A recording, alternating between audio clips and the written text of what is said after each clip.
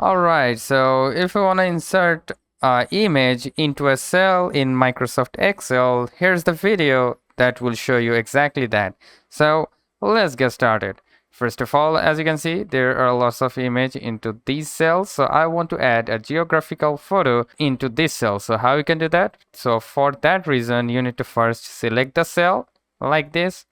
And then from the above side, you need to select the insert button and then simply go with the picture. So if you select that one, then you will see two options, which is one place in cell and another is place over cell. So we want to insert a picture into the cell, so I will select the first option, and then from here you can select this device, and then from here let's go to the downloads, and here is the geometrical picture that I want to add.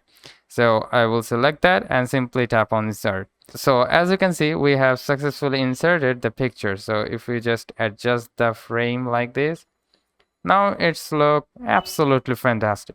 So that's how you can insert image into cell in Microsoft Excel. So hope this video helps. If yes, please leave a like and we'll see you pretty next time.